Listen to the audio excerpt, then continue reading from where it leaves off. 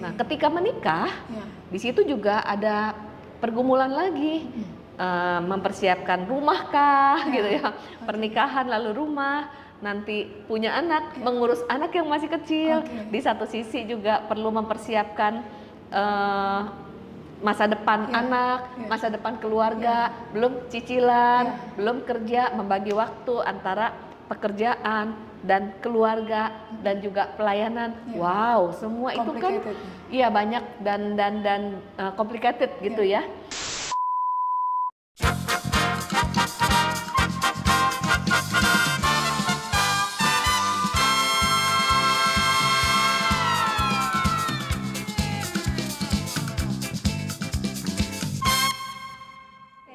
Welcome to Palu, Bu. Jadi ini pertama kali ya, Bu, di Kota Palu. Iya, pertama kali di Kota Palu, senang banget. Gimana, Bu, cuacanya? Cukup ekstrim panas. Oh, waktu saya kesini cuacanya cerah, nggak terlalu panas juga. Kemudian yang bikin amazing itu adalah pemandangannya. Iya, ada gunung gitu ya di sekeliling, dekat sama pantai. Iya, benar. Yang di kota mungkin nggak ada yang seperti ini ya, Bu ya? Betul banget. Suasananya beda banget. Iya. Jadi saya beberapa kali lihat Ibu dari YouTube. Sekarang kan medsos ya terbuka lah, Bu. Kita bisa akses siapa aja, Bu ya. Enaknya sih itu, dapat informasi banyak banget di medsos. Iya, betul. Dari sharing-sharing Ibu di YouTube kan banyak banget, Bu. Mau soal anak ada parenting, mau soal istri-istri, mau soal suami, rumah tangga, banyak banget. Nah, hari ini saya mau ajak Ibu ngobrol. Ini mengenai dewasa muda, Bu. Jadi usia-usia yang sedikit krusial menurut saya. Di usia-usia produktif lah. Biasanya di range 25 sampai 35, Bu. Iya. Nah, menurut Ibu apa masalah terbesar yang paling terpenting deh yang dihadapi di usia itu, Bu? Di usia itu ya, usia dewasa muda. Iya. Oke. Tadi Meli sempat bahas bahwa ada pembahasan dari saya mengenai parenting kah, istri kah, atau keluarga. Sebenarnya salah satu passion saya adalah saya membahas dari area mental health ataupun psikologi. Jadi misalnya permasalahan di keluarga dari area tersebut. Nah, kalau kita membahas usia dewasa muda, mungkin lebih tepatnya di usia 20 sampai 35 tahun. Jadi usia dewasa muda itu sebenarnya adalah usia yang paling produktif, lalu paling sibuk. Jadi sebelum memasuki dewasa muda itu kan usia remaja. Ketika memasuki usia remaja, disinilah peralihan untuk menjadi dewasa. Kemudian salah satu tugas di usia remaja adalah menemukan identitas diri. Jadi menemukan identitas diri, menemukan potensi, talenta, kelebihan, keterbatasan, kemudian cita-cita hidup. Ketika memasuki usia dewasa muda, kuliah juga sudah selesai, mulailah berkarir ya. Ketika berkarir, nanti mulai memilih karir sesuai dengan talenta saya kah, sesuai dengan cita-cita saya kah, sesuai dengan kerinduan passion. Iya. Tapi waktu ingin berkarir sesuai passion, loh, kok lapangan kerjanya tuh nggak sesuai. Jadi saya harus memilih yang mana. Kemudian di usia dewasa muda juga adalah kan nanti akan menikah. Jadi itu ada salah satu tugas di usia dewasa muda, yaitu untuk membangun keintiman. Membangun keintiman itu antara lain bagaimana kita bisa memiliki sahabat yang dekat, bukan berarti beda jenis ya, tapi sahabat yang dekat, kemudian saling sharing, lalu mulai bersahabat dengan lawan jenis, kemudian membangun hubungan, membangun cinta, lalu menikah. Nah, ketika menikah, di situ juga ada pergumulan lagi. Mempersiapkan rumah kah, gitu ya. Pernikahan lalu rumah, nanti punya anak, mengurus anak yang masih kecil. Di satu sisi juga perlu mempersiapkan masa depan anak, masa depan keluarga, belum cicilan, belum kerja, membagi waktu antara pekerjaan dan keluarga dan juga pelayanan. Wow, semua itu kan iya banyak dan complicated gitu ya. Jadi waktu memasuki usia dewasa muda, memikirkan hal itu tuh udah jadi bisa stres duluan. Kayak benang kusut. Iya, kayak benang kusut.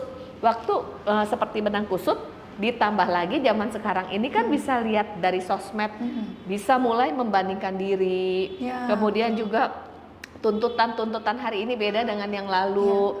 Ketika seseorang mulai membandingkan diri, wah kayaknya dia lebih berhasil, kok saya belum, kok dia pekerjaannya lebih asik, saya enggak. Itu kan jadi mulai bergumul lagi.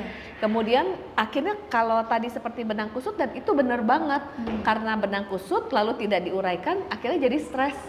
Nah, pada saat stres, disitulah yang sering dinamakan quarter life crisis. Quarter life crisis. Iya, quarter life crisis, di mana di usia dewasa muda mengalami kebingungan, kemudian apa yang harus dipilih, lalu akhirnya jadi putus pengharapan dan berpikir masa depannya akan buruk, tidak seperti yang lain. Saya nggak punya talenta, saya nggak punya cita-cita, saya juga nggak ada yang jatuh cinta sama saya, menikah dengan siapa. Nah, karena kebingungan itu jadinya akhirnya ada yang mengalami stres dan berkepanjangan dan menjadi depresi. Oke, menarik sih Bu. Nah, saya coba tangkap tadi ada 3 menurut saya. Yang pertama Ibu bilang identitas diri. Setelah dari identitas diri, akhirnya kita menemukan pasangan hidup, Bu. Iya, betul. Sebelum masuk menikah, dan saya rasa problemnya lebih panjang lagi dan lebih besar. Betul. Kita bakal bahas juga mengenai pernikahan nanti setelah ini. Tapi yang pertama saya pingin, yang pertama dulu Bu, masalah identitas diri, Bu. Identitas diri, kemudian karir. Oh, karir, oke. Ya, lalu pasangan hidup, ya, dan menikah. Iya, benar. Oh, berarti 4 Bu ya. Benar. Nah, sekarang coba kita bahas masalah identitas diri mungkin Bu ya. Nah, identitas diri kita ini sebenarnya dibentuk oleh apa Bu? Begitu. Apakah dari keseharian kita dari kecil kah? Ataukah lingkungan kah? Ada anak-anak yang mungkin waktu kecilnya dia kelihatannya pendiam sih Bu. Terus tiba-tiba beranjak dewasa, kayaknya talentanya keluar nih, mulai bisa ngomong, ya kan, mulai bisa bersosialisasi. Betul. Jadi di mana sebenarnya seharusnya kita menemukan identitas diri? Yang sesungguhnya. Jadi kalau kita lihat nih, ada yang nature, ada yang nurture, dan itu dua-duanya.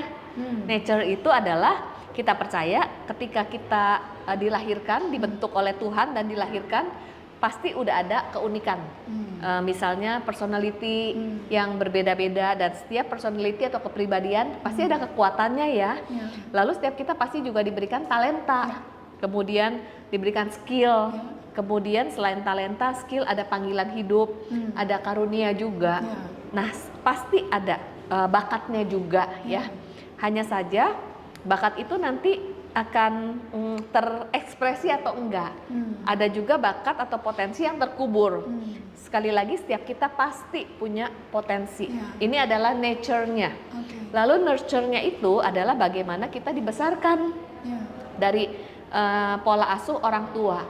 Misalnya di masa kecil, kemudian orang tua overprotective, suka mengkritik, ataupun orang tua memberi label yang negatif, misalnya kamu bodoh, kamu nggak seperti yang lain, kamu nggak bisa, kemudian overprotective, nggak diberikan kesempatan untuk bereksplorasi, misalnya ya, lalu juga dibanding-bandingkan, sehingga anak itu menjadi punya pemikiran yang negatif terhadap diri sendiri. Jadi cara pandang kepada diri sendiri itu mempengaruhi perkataan orang tua, saya nggak bisa, saya nggak punya talenta, saya nggak bisa, saya nggak seperti orang lain. Jadi dia bingung dengan dirinya. Kemudian dia juga tidak keras dengan dirinya. Jadi tidak percaya diri, minder. Nah, disitulah ketika minder, tidak percaya diri, dia merasa juga masa depan saya itu bisa berhasil atau enggak. Sebenarnya karena cara pandang kepada diri yang negatif, jadi nggak bisa menemukan kelebihan dirinya. Karena yang negatif lebih besar. Lebih fokus kepada yang negatifnya. Jadi nggak bisa melihat talentanya, apalagi dieksplor dan dimaksimalkan. Sehingga jadinya identitas dirinya itu dia jadi nggak ngerti kelebihannya dia apa, kemudian keterbatasannya dia apa, dan ini penting banget ya. Jadi nature dan juga nurture. Belum lagi kalau misalnya di dalam kehidupan ada yang bully dia, lalu juga dia mengalami kegagalan ataupun prestasinya tidak terlalu baik, tapi disalahkan, tidak disupport dalam lingkungan, itu kan dia membuat dia jadi semakin minder, punya luka, kemudian dia juga bergumul dengan dirinya. Nah, ini mempengaruhi banget. Jadi nature dan nurture. Jadi selain sebenarnya dia mempengaruhi dari buat dirinya sendiri, dia juga bakal bisa berkelanjutan nanti pada akhirnya ketika dia menjadi membangun relasi. Membangun relasi. Banget. terus punya rumah tangga. Betul, Itu betul. bakalan berdampak sampai ke anak-anak ya Bu? Iya, betul banget. Oh iya, saya juga jadi ingat tadi kan menemukan identitas diri dan kaitannya dengan karir ya. Iya. Kalau dia bingung dengan dirinya, mau pilih jurusan karir apa juga bingung ya. Iya. Atau dia punya kerinduan memilih jurusan karir tertentu, tapi karena identitas dirinya negatif, dia nggak yakin dengan dirinya, dia jadi takut mencoba, takut gagal, kemudian jadi ragu-ragu. Ini kan mempengaruhi. Lalu ketika kita berkarir, saat kita mencoba, pasti ada kesalahan dan kegagalan. Namanya juga belajar. Iya. Dan kalau kita salah dan gagal, nggak apa-apa, coba lagi. Tapi karena identitas dirinya negatif, ketika gagal dia sudah berasa nggak ada harapan, jadi stres dan depresi. Padahal sebenarnya perlu dan bisa bangkit. Tapi kalau udah negatif dengan dirinya sendiri, mau bangkit pun sulit. Iya. Jadi mempengaruhi banget. Kemudian berpengaruh juga kepada relasi. Iya. Karena ketika kita memahami identitas diri, berarti kan kita bisa menerima diri kita, bangga dengan diri kita. Kalau kita bisa menerima diri kita, bangga dengan diri kita, maka kita bisa menerima orang lain juga. Iya, benar. Lalu kita bisa berelasi dengan baik. Tapi kalau kita nggak percaya diri, kita bertemu dengan orang baru kurang senyum sama kita, udah berpikir menolak kita. Jadi negatif kan ya. Kalau kita negatif sama orang, di dalam relasi jadi negatif kan sulit. Atau kita juga memiliki trauma-trauma. Mungkin kita dibesarkan dalam keluarga memang nggak ada keluarga yang sempurna, tapi mungkin keluarga yang banyak konflik, ada trauma. Lalu cara pandang kepada pernikahan atau kepada lawan jenis ini terkait dengan bagaimana relasi kita dengan orang tua dan dibesarkan. Jadi ketika kita mau membangun hubungan, kita udah berpikir, wah kayaknya saya akan gagal dalam relasi. Wah kayaknya pernikahan itu nggak baik, nanti seperti orang tua saya.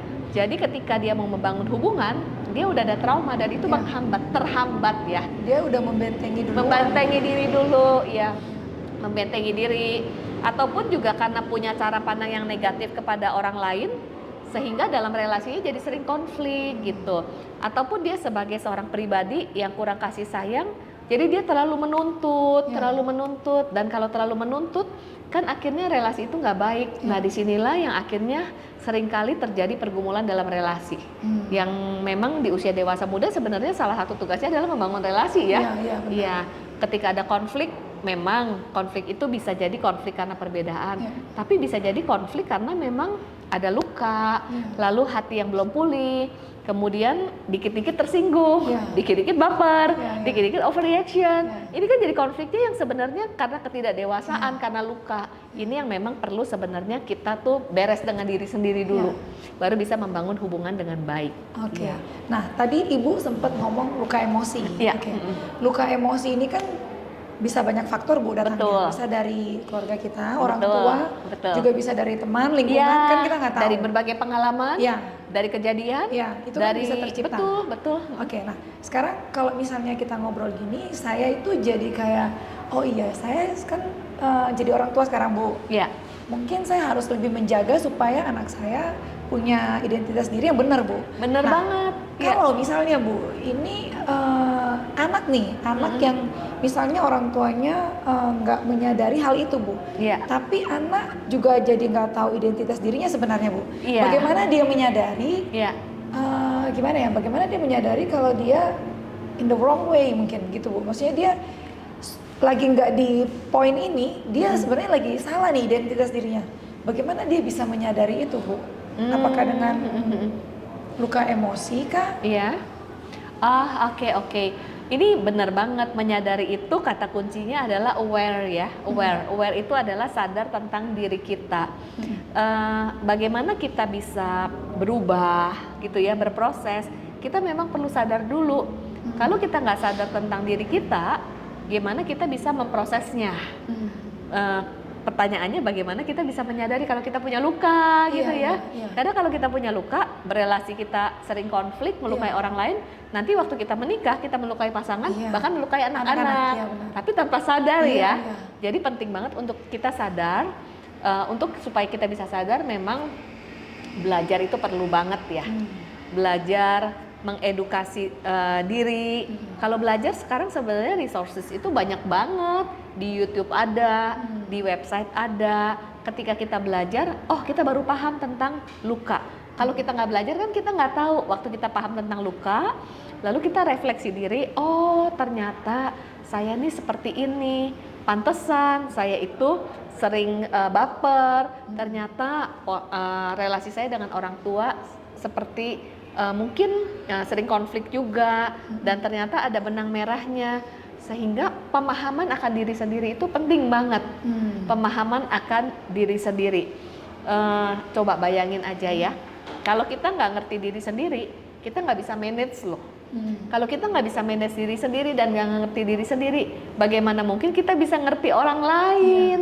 Dan kalau kita nggak bisa ngerti orang lain dan nggak ngerti diri kita sendiri, bagaimana bisa menyesuaikan dan berelasi dan bertumbuh dan berkolaborasi? Sedangkan kan pasangan itu kalau bisa di dalam pernikahan saling berkolaborasi bersama-sama. Tapi kalau saling nggak ngerti, perbedaan aja bisa jadi konflik besar. Jadi penting banget untuk memahami diri kita. Pahamilah tadi identitas, kelebihan, keterbatasan, lalu pahamilah perjalanan kehidupan kita, puzzle kehidupan kita yang membentuk kita menjadi seperti hari ini. Kalau kita overreaction, gampang marah, kemudian konflik, ada pola-pola, justru melalui pola-pola ini kita bisa refleksi, kenapa ya saya overreaction?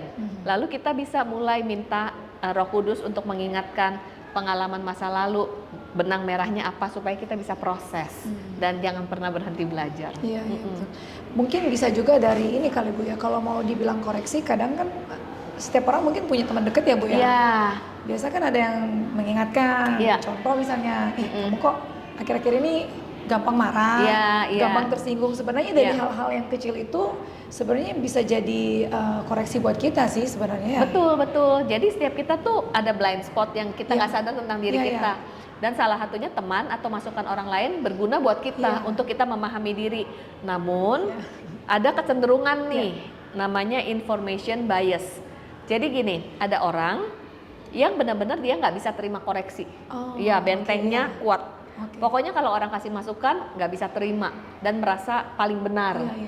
Ini ada di sisi yang seperti ini. Tapi ada yang berkebalikan. Istilahnya sensitif banget dengan perkataan orang lain. Jangankan koreksi, baru orang ngomong sesuatu padahal nggak ngomongin dia, udah berasa duluan. Ada kan yang gitu ya. Apalagi kalau dikasih inputan langsung merasa bersalah, lalu merasa dirinya buruk banget. Nah ini dua-duanya sebenarnya masalahnya adalah di gambar diri dan identitas diri. Tapi bentuknya adalah beda. Yang satu menutup diri, yang satu sangat terpengaruh. Jadi yang sehat itu adalah kita tetap terbuka. Namanya kan berpikiran terbuka, menerima inputan dan masukan, lalu kita mengevaluasi dengan netral, menguji lagi, oh iya apakah benar kita seperti ini, lalu merenungkan inputan itu buat kita itu baiknya di mana, lalu apa yang kita bisa lakukan. Kita juga perlu filter, bukan berarti semua kata orang kita ikuti ya, lalu mana yang kita perlu berubah dan kita lakukan. Tapi kalau yang orangnya apa-apa terpengaruh, betul didengarkan, tapi dievaluasi lagi. Jadi sama-sama dengarkan, terbuka, evaluasi. Lalu kita filter, hal-hal yang kita bisa lakukan, tingkatkan diri kita. Nah ini penting. Saya rasa bagus sekali yang Ibu sampaikan, karena dasar-dasar itu sebenarnya bakal kita pakai seperti di awal tadi kita ngomong. Itu akan berpengaruh sampai masa depan anak kita, Bu. Benar. Kita break dulu, nanti bakal kita lanjut yang sesi. Oke.